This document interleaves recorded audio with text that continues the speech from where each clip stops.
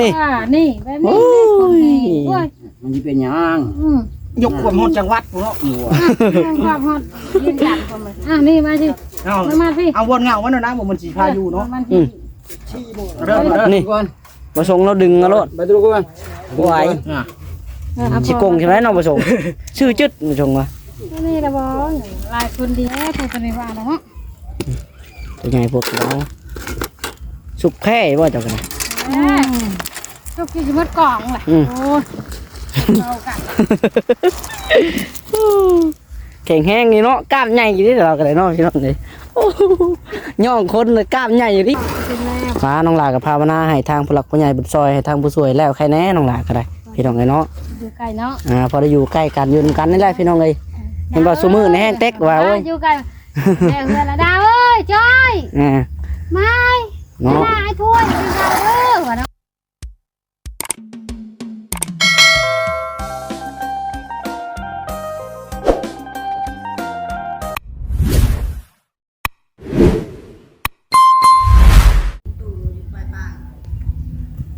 พี่น้องเนาะเฮือนเจ้าของพี่น้องเอ้ยหอนทรายไว้เนาะนี่เต็มพุยอันเนี้ยหากระลงเมื่อกี้นี่ เลยจับกล้องมาเปิดคลิปได้พี่น้องเนาะมาถ่ายให้แม่ๆ FC เบิ่งก่อนพูดแล้วพี่น้องเอ้ยไปอัปเดตเพิ่นเฮือนผู้ช่วยเนาะตอนแรงเฮือนน้องหลากะได้เฮ็ดแต่ตอนเช้าพี่น้องเอ้ยเนาะได้เฮ็ดแต่ตอนเช้าเด้อพี่น้องเอ้ยเพราะว่ามันแดดแห้งดีพี่น้องเอ้ยเนาะน้องหลากก็บ่ไหวพี่น้องเอ้ยเมื่อยตากแดดมาแห้งเจ็บหัวเข่ามุบๆพี่น้องเอ้ยแดดมันร้อนโพดนั่นแหละเลยหยุดไปพี่น้องเอ้ยตอนแรกนี่มีแต่หอนทรายไหวแต่ก็มื้อเช้ายังคอยเฮ็ดแต่เช้าไปพี่น้องเอ้ยน้องหลากก็บ่ไหวเนาะยอมพี่น้องเอ้ยเอาตอนแรงก็ได้ผู้แต่เป็นกำลังสิรับสู่ขอบฟ้าได้พี่น้องเนาะไปเบิ่งผู้เพื่อนผู้ช่วยเพิ่นเนาะเฮือนช่างพุดเพิ่นพี่น้องเอ้ยโอ้โตได้เด้เนาะเปิดมาจะบ่ล่ะโอ้เคยเห็นซึมๆอยู่พี่น้องเอ้ยเปิดเพลงวุ่นๆอยู่นั่นเนาะขอทำธุระในเด้อปิดเพลงให้แน่ปิดเพลงให้แน่ พี่น้องเนาะโอ้ยมาเบ็ดเบิ่งให้พี่น้องเบิ่งก่อนเปิดหากันมารอบแรงว่าซั่นไผห้องเพลงม่วนแท้ห้องเพลงให้ฟังแน่เบาแหล่วันหน้าบ่พี่น้องเนาะ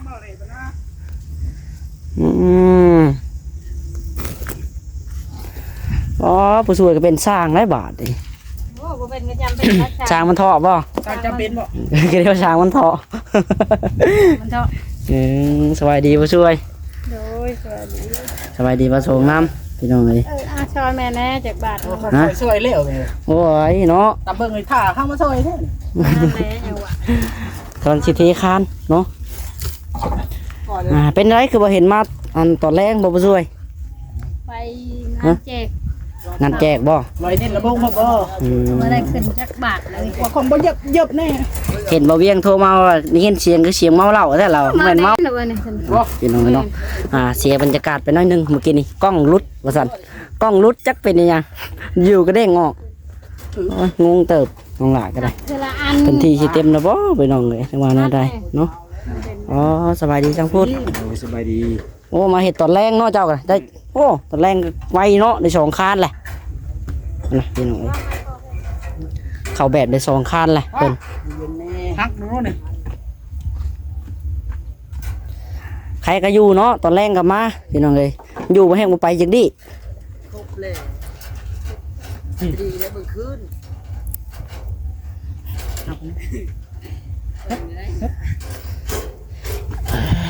อย่าเห็นหนูใช่ปากแกปลุกเลยโอ้ยไปเนาะ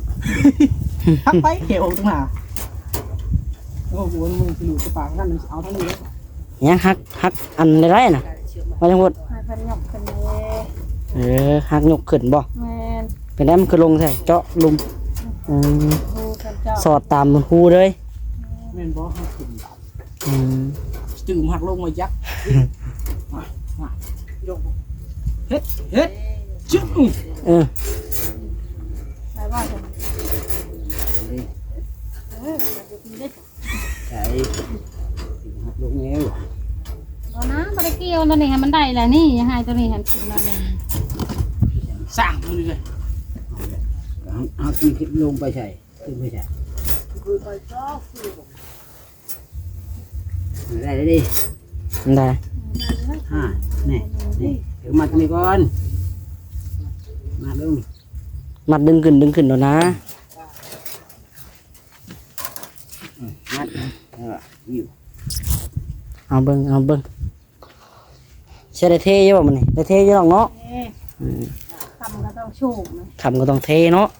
ค่อยหยุดงานแล้วค่อย ยกขึ้น พักแล้วค่อย เอาเด้อ คนชายเต็มพุ้ยไว้กับประสงค์เมื่อกี้นี่แต่มาพี่พี่น้อง มาเฮาอยู่กันเบิ่งเลย มันจะ เอ้าเอ้า นี่ นี่แบบ โอ้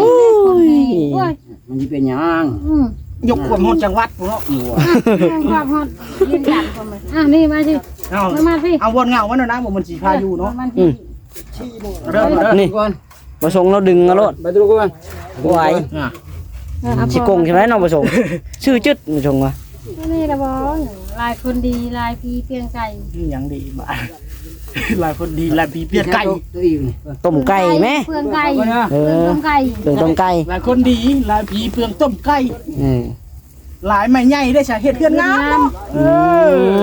บางแม่จังว่าพ่ออีรถกับปานมือมุนรถไถ เออ พุ่น นั่นแหละครับ เขาไม่สักจ้างเฮ็ดเนาะ แกล้งเอาเลย เจ้าแกล้งเอาเลยพ่อแม่พี่เบิ่งเอาบ่เคยเห็นพุ่น โอ้เฮาเฮ็ดมาสองชามหลังบ่เฮ็ดให้เฮาจักเทื่อเบ็ดนี่ เนาะ คืองูเห่าเลยเนาะ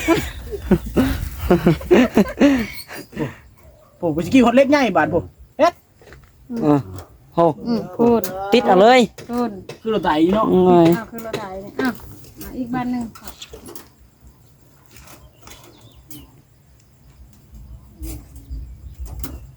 เอากะสิแล้วล่ะพี่น้องไอ้คานเพิ่นก็ได้หมื่นแล้วเนาะสังพูด โดย หมื่นมาบ่หมื่น พุ่น เฮ็ดเฮ็ด โอ้ กะลี หมื่นมาปกติแล้วมาหมื่น โดย แล้วว่าเวียกบัดนี้วิทย์แล้วบ่ แล้ว เรียบร้อย เอา เนาะ ไปลงจักหันมื้อ ลุงจังหันกับเพิ่นลงลูกเอ้ยแม่บ่จำเป็น เออ ส่วนเกินบ่ บ่แม่นั่นแม่ก็พาไปเวียกนี่แหละ ให้เพิ่นลง เพิ่นลง สิเป็นหยังเนาะเขาว่าสิอันนั้นกับเข้าไปลงน้ำเพิ่นเจ้าก็ได้เขาว่าสิอันนั้นอันนี้ก็เนาะให้สังพุทธ บ่แม่เลยไปได้ ไอ้น้อง สังพุทธมาท้า เอาบ่ได้กระชั้นบ่ลงก็ได้เนาะ แม่ อืม เอาไปกระชันหันคุ้ง นี่นะ ก็หาไปเท่าเพิ่นลงไปเท่าเพิ่นก็ลายอยู่ในคุมในจวนในกระลาย เท่าได้เป็นเคยเพิ่นแล้วพอได้ไป แม่น อืมเป็นเคยเป็นไพ่บ่ พอแล้ว บ่แม่นแล้ว บ่แม่นบ่ ผู้ใหญ่ อืมผู้ใหญ่ น้ำยิง เออผู้ช่วยบ่ แม่น มาเตรียมนี่ว่าเป็นผู้ใหญ่ เรียกกันได้เกิดตก เตี้ยแต่โตแต่อายุหลายเลย แม่ เฒ่าเลยพ่อเอ้ย เอา ช่วงปี 12 ปีอยู่ หัวบ่ได้งอกคือช่างพุด คุณนายเด้อ แน่วันสิอยู่เนาะเพิ่น หาความหล่อ โอ้ คนเฒ่าเลย มันต้องมีสับชีไปน้ำแน่ไปดูเนาะ วัยรุ่นบ่ วัยรุ่นสอง รุ่นเก่าเนาะ รุ่นเก่า อืม นี่ นักห้องห้องเพลง เมียเลย ห้องให้มันชุดได้เพลงอะเนาะเอาว่ามีแล้วเลยยุดเลย ทำจีร้องกันสองคอเลยย่าได้ เออ อันนี้จะให้เบิ่งขึ้นแท้ ต้องห้องให้มันชุด ๆ จบก่อนเลย จะได้มีเสียวก่อนนะสิบ่ อ้าว ทุกเดี๋ยวเนาะ มีเกี่ยวกับ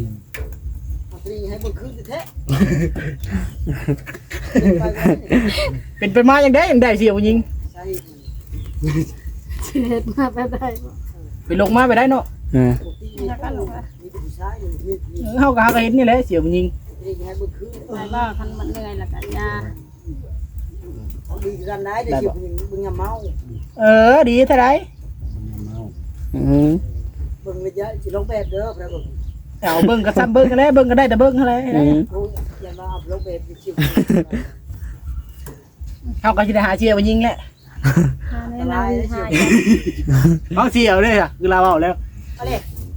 เชี่ยวง่ายว่ะเชี่ยว คันถามเอามาสูตรไม้ใส่ น้ำเบาเละไปสิ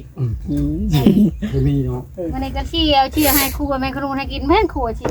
เอากิโลมาเชี่ยวเชี่ยวพี่เปิ้ลเฮ็ดปากเอาแหละไปแหละ เกี่ยว เชียวนะ เชียวคิดเชียวแล้วเนาะ เสียวไปลินน้ำมาจักเสียวไปลินน้ำมาจักไปหาพยายามเตือพยายามเตือเด้ เล่นเล่นเล่น แกงแม่เลย เก่งมาฮาลองเลยพ่อเก่งไปไหน เด้เอามาแกงให้บ้านชงแกงเลย เก๋ ไปชัดงูเห่า นี่รู้ตังค์ นั่นเด็ก แกง ถึงแล้วมันลุดเด้อ สักเนาะ ค ผักกะลี ครับผม พอนายหล่าได้ในหนวดนี่ก็ได้ โอ้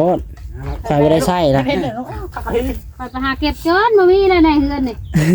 ไปพอว่าสิพาเก็บเพชรเจ้าได้เหิดว่าขึ้นชวดขอวงน้ำปลากับเรือบ่เจ้าเพราะว่าเรือพอดีเลยโอ้ย นี่ว่ามันเลยเอาไปสิ เดี๋ยวไหน นายเอ้ย เรียบร้อยแล้วบ่ เราอีกไหม แล้วมือปูนนะผสมนะแม่ปูนนั่น เราผสมได้ โอ้ย เราอีกไหมไอ้มีเมียแล้ว ผสมเทแล้วแหละจังพูดแล้วแล้วเนาะจังพูดแล้วว่าจังพูด เรืออะไร ชงไม่ขาดโอ้ยมาชงจังพูดไหนบ่แห้งขาดชง มันคืนได้เนี่ย ตะปูก็ ได้ค่ะบ่คืนว่ะ เจ็บแอวแล้ว ส่งมาแห้งส่งแต่งมาแห้งขาดตืม โอ้ยมาแต่งหายกับยา แต่งก็แต่งโพดส่งกันเลย เพราะตะกี้เขาว่าชกคาบ ชาตะกี้เนาะ เดี๋ยวนี้เขาว่าชกแตงเขาได้ โอ้ยตะปูก็เอาว่าส่งแต่งเนาะ ชกพันสหานี่ให้มันคืนเลย อืม ก็จะพบไปเชฟได้ ดีมันก็ซีนครับเมื่อกี้ โอ้จะกับความให้มันบิดในเนาะ โอ้มาแต่จับกล้องเวิร์นอยู่เนาะ ว่าน้องหลาช่องขาดแล้วนี่เนาะ แล้วโอ้ย นี่ไปชื่อดอกไปชื่อแต่เล็กสิ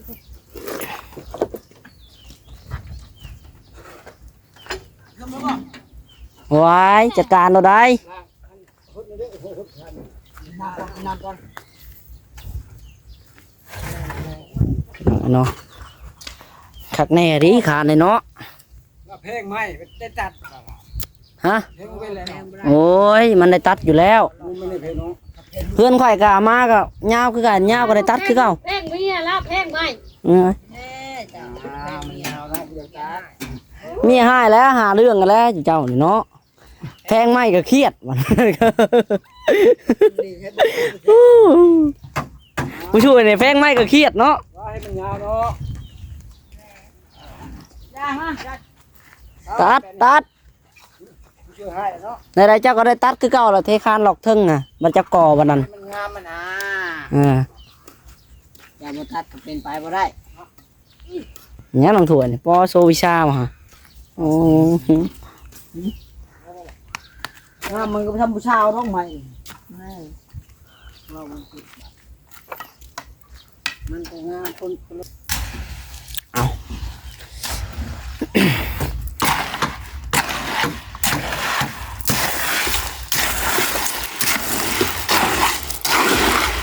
มาเบิ่งสร้างผสมปูนกัน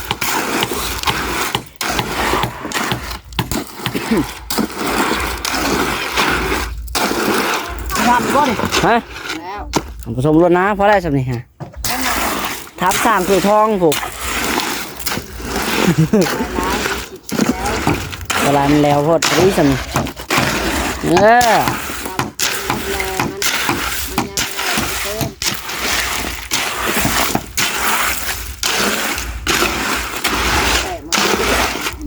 มันก็คัก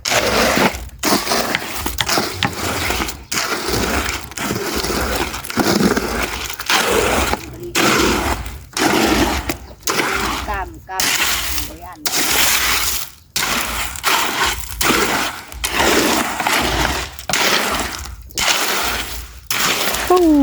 เนาะไอรุ่นแรปเปอร์จักเนาะเนื้อช่อยอีกธรรมดาแรปเปอร์ไอ้พังนู้ ใช่แม่แว่นนั่น แหละแง่แน่บอกให้แรปเปอร์ไว้รุ่นแรปเปอร์เลย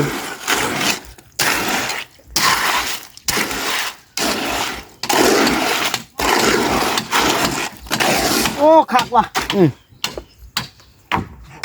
ก็ดิเทแล้วป่ะเนี่ย เที่ยวแล้วตอนนั้น นี่นั่นแหละ อันน้ำหดก้อนเรา ไว้ อันน้ำหดก้อน ชมบทบาทเดียวเอาไว้ พอได้เราจะมันแข็งเรา แข่งน้ำยาก อืม เย็นๆออดแล้วก็ได้ อืมแค่จะไปใส่ผู้นั่งนะเนาะ สาดใส่ผู้นั่งนะมันโมเมนนะเนาะ ให้เบิ่งคืน บอกครูตักเอารถนะเจ้าได้แล้วบอกยังเพิ่มอีกอยู่เอาครูตักเอาตักขึ้นน้ำเลย ชนะบ่ บอกตักเอารถสบายไม่ต้องใช้ส่วนหรอกใช้ส่วนเมื่อยผู้เดียวเนาะตักจะขี้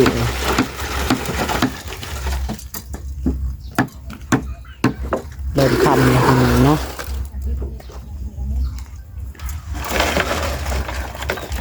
ช่างเมาลินบอกขังไว้นี่ มาถอกรถจะได้รับปั๊บดอกถอกไปทัวร์ทางผู้จัดการดอกมัน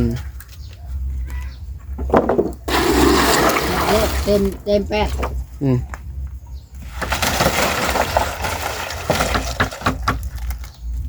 นี่เห็นใหม่เนาะ เดี๋ยวก็เป็นนี่เนาะเลยแล้วลังนี่ก็เป็นแหละเป็นเขาก่อบุจักเขาว่าเฮียนเนาะ เดี๋ยวได้ก่อน อันนี้ได้ เอาได้ก่อนนะพี่น้อง โอ้ยเป็นแล้วซะใครกับน้องจ้อยหรอวะเนาะ ยอดเป็นที่ดี เป็นอยู่หักแล้วธนัดผสมปูนหรอวะ ไผ่ น้องจ้อย น่าจะบ่เห็นเนาะ ผสมปูน น้องจ้อยไปใช้ไปไหนน่ะไปเบิ่งคนรถหน้าให้บอก ส่วนเพิ่นไปเมื่อกี้หากันมาหนึ่งนะมาแล้วก็หอนทรายหอนทรายไว้ก่อนก็ได้ ไม่ได้นี่ ไปบนรถนะรถเพ อืม เดี๋ยวดูเดียวรถเพไปหาซื้อน็อตตัวพื้นทางไหนจักสิได้บ่ได้ไปจักบอกตำบัดน็อตเป็นน็อตรถดุดเนาะ แม่น จักหา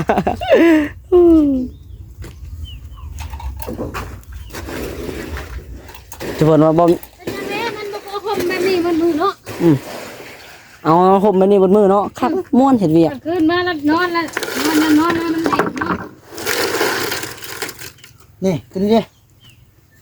นี่ก็เบิ่งขึ้นแล้วบ่ เด้อ ได้เหรอ นั่นล่ะ บ่เบิ่งขึ้นก็จักจวักแต่เนาะโอ้ป้องอยู่สังปั้นนี่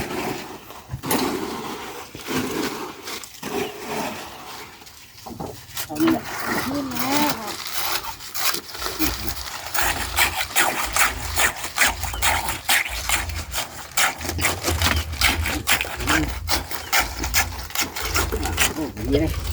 น้าปูทองน้อง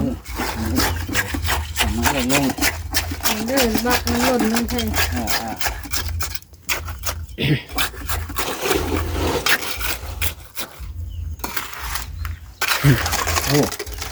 หน้าคือกันเนาะอ้ายกับน้องบ่ล้านบ่หรือว่าอะไรล่ะว่าจังหวด ลูกเอ้ยแล้ว นี่ได้หน้าคือกันแล้วก็สร้างผุดเด้อ รอกัน รอกันเงี้ยขึ้น โอ้เช้าแล้วว่าหน้าแดงอย่างว่ายังแดงคือเก่าอยู่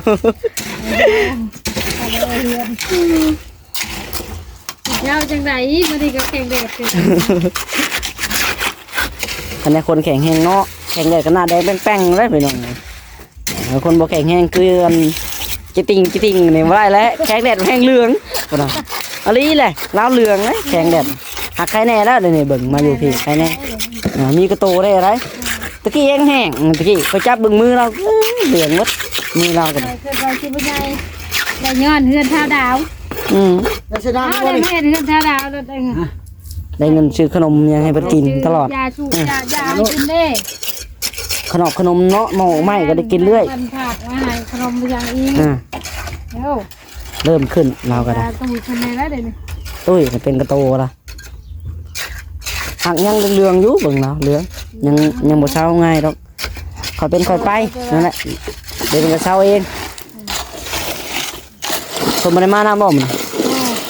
บ่มา ทำอะไรว่าป้าว่าเพิ่นไปปลูกมันอยู่ไกลได้นะมันไกลชวนมันอยู่ไกลลงมันบ่ล่ะ กวาดลงกันเลย สบายให้หน่อยเนาะล่ะ เติมใส่อีกก็ได้ เนาะตั้งไปที่ไปใส่ ยันมันบ่พอได้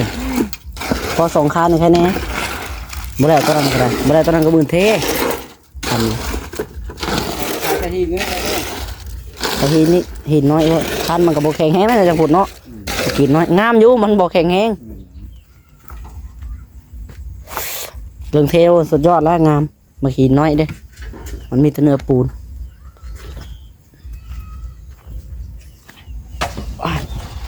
ตามเบิ่งผู้สวยกันหินแห่กองทรายมันเบิดหรือยังบ่หรือว่ายังหลายอยู่บ่มาเมื่อกี้ลืมสังเกตเบิ่งนะ ยังหลายอยู่เนาะพอดีพ่อเยอะมันเรือก็เรือจังไรพี่น้องเลย จะพูดประเทศคันเอ็นกับสิพอมันน้องพอแล้วเนาะพอ แต่ว่าพอนะ พอคันเอ็นมันหินไหนมันหินพออยู่ มืดเลยได้ไม่กันยังเจ้า จักสิพอเลยจักสิพอกระเทินเราข่อยกับบู๊คือกันต้องเฮ็ดไปเรื่อยๆเรื่องพอนะพอจักสิพอเลยจักสิพอกระเทินมันมีหลายฟอแล้วเนาะพอดีเนี่ย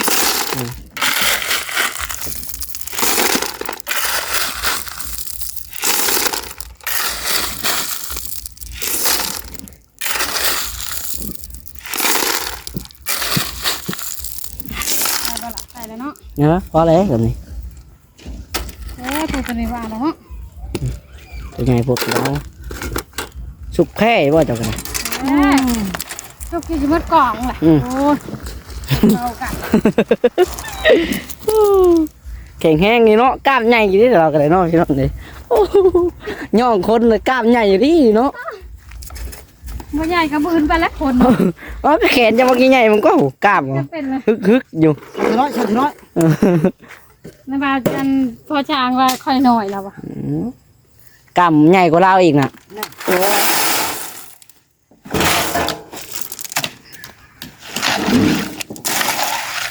หนักก็เป็นยังลื่นแล้วแหละถ้าได้น้ำหนักจับ49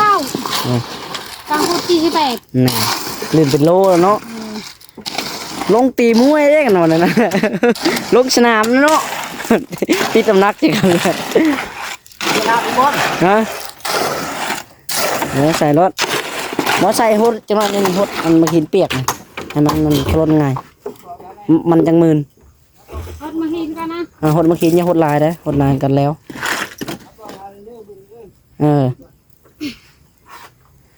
เห็นบ่ใส่อันบ่หดหินมันบ่มืนเพราะทำทนยากเนาะทนยากง่ายมันก็รอดเลยล่ะ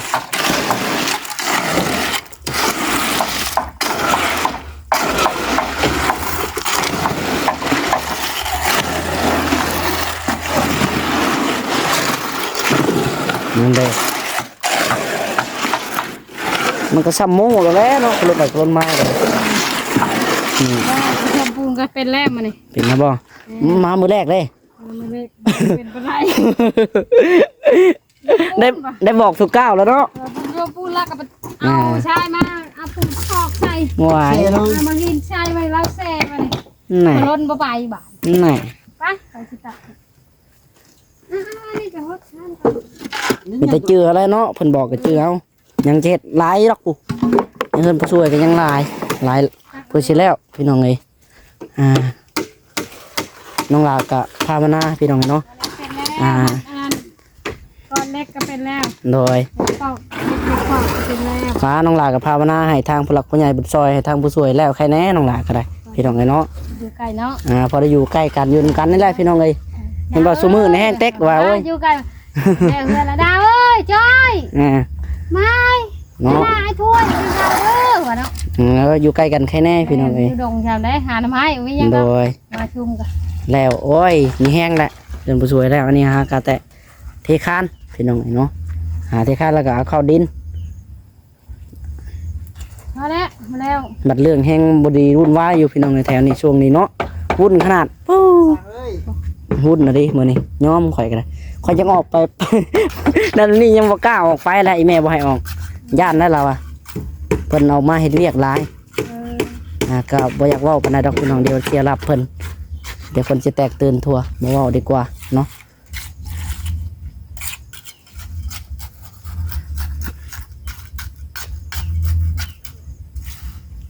เจ้าว่าแมลงว่าจะไปหาก้านแมงขนุนเนาะ เขาไปได้คืนนี่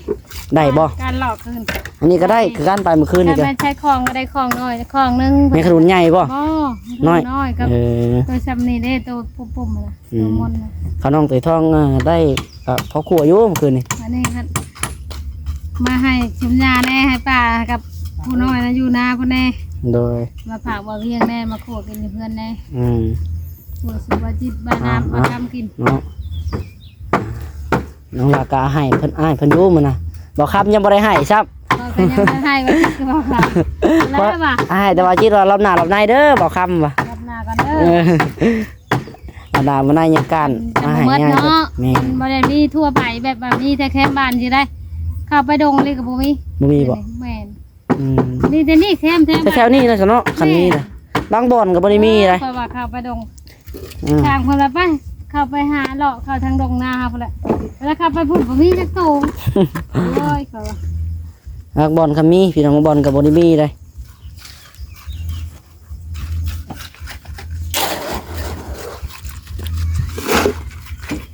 พี่น้องเนาะ เร็วเลยจ้ะว่า ฮะนี่ยัง